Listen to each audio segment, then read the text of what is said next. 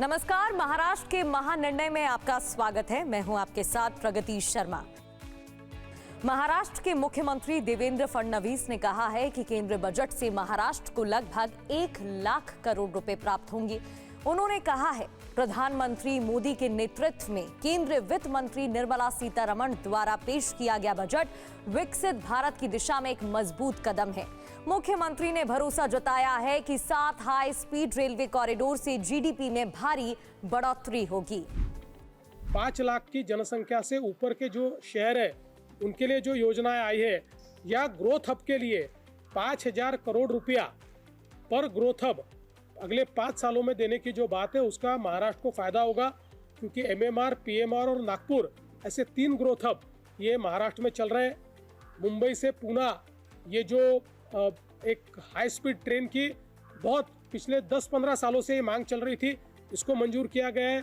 पूरा से हैदराबाद की भी जो मांग थी उसको भी पूरा किया गया है। और कुल मिलाकर सारे जो अलग अलग क्षेत्र है, इन क्षेत्रों को बहुत बड़े पैमाने पर दिशा देने का काम इस बजट ने किया है। सुनेत्रा पवार ने महाराष्ट्र की पहली महिला उप मुख्यमंत्री के रूप में शपथ ली है। लोक भवन के दरबार हॉल में राज्यपाल आचार्य देवव्रत ने सुनेत्रा पवार को मंत्री पद की शपथ ग्रहण कराई।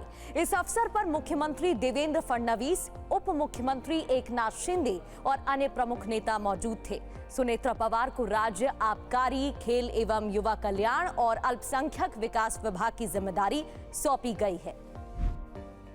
महाराष्ट्र सरकार ने सरकारी विमान और हेलीकॉप्टर को लेकर एक महत्वपूर्ण निर्णय लिया है। सरकारी हवाई वाहनों के तत्काल और महत्वपूर्ण कार्यों के लिए 6 करोड़ रुपए की निधि मंजूर की गई है। दिसंबर 2025 की पूरक मांगों के माध्यम से सरकारी हवाई वाहनों के संदर्भ में ये मांग की गई थी। अब वित्त विभाग की एक्सपेंडिचर प्रायोरिटी कमेटी ने इस खर्च को मंजूरी दे दी है। मुख्यमंत्री देवेंद्र फडणवीस ने नवी मुंबई के तलोजा में bar council of Maharashtra and Goa द्वारा संचालित डॉक्टर बाबा साहेब अंबेडकर वकील प्रशिक्षण और अनुसंधान संस्थान का उद्घाटन किया। इस मौके पर सुप्रीम कोर्ट के पूर्व न्यायमूर्ति भूषण गवई, बॉम्बे हाईकोर्ट के मुख्य न्यायाधीश न्यायमूर्ति देवेंद्र कुमार उपाध्याय और मेघालय हाईकोर्ट की मुख्य न्यायाधीश रेवती मोहिते डेरे समेत कई कानून विशेषज्ञ मौजूद थे। महाराष्ट्र के मुख्यमंत्री देवेंद्र फडणवीस ने पुणे के पुरंदर हवाई अड्डे के विकास कार्यों की समीक्षा की है। समीक्षा बैठक के दौरान उन्होंने कई महत्वपूर्ण निर्देश दिए हैं। मुख्यमंत्री ने निर्देश दिया कि पुरंदर हवाई अड्डे का निर्माण पुणे शहर की भविष्य की जरूरतों को ध्यान में रखते हुए किया जाए। उन्होंने कहा कि MIDC के माध्यम से भूमि अधिग्रहण की प्रक्रिया एक निश्चित समय सीमा के भीतर पूरी की जाए, ताकि हवाई अड्डे के विकास का काम समय से पूरा हो सके। महाराष्ट्र में ग्रीन कवर बढ़ाने के लिए मुख्यमंत्री देवेंद्र फडणवीस ने साल 2026 से 2031 के दौरान 300 करोड़ पेड़ लगाने का कार्यक्रम चलाने के निर्देश दिए हैं।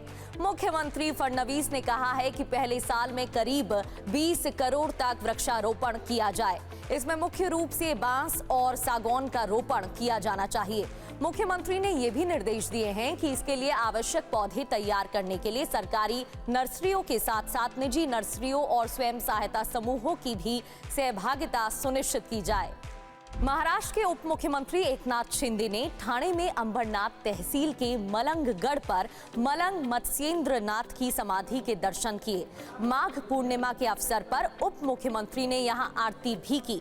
इस मौके पर उन्होंने भरोसा जताया है कि मलंग भक्तों की इच्छा जल्द ही न्याय देवता पूरी करेंगे। देश की महत्वपूर्ण बुनियादी सुविधाओं की सुरक्षा में तैनात CISF अपनी सेवा के 57 वर्ष पूरे कर रही है।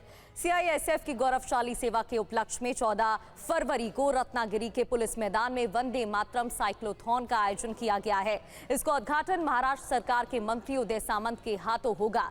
इस साइक्लोथॉन के माध्यम से देश के पूर्वी और पश्चिमी तटों से लगभग 6600 किलोमीटर की यात्रा की जाएगी। इस अभियान की खास बात यह है कि इसमें 50% महिलाएं शामिल होंगी। महाराष्ट्र के महानिर्णय में इतना ही। TV9 भारतवर्ष पर खबरों का सिलसिला जारी है।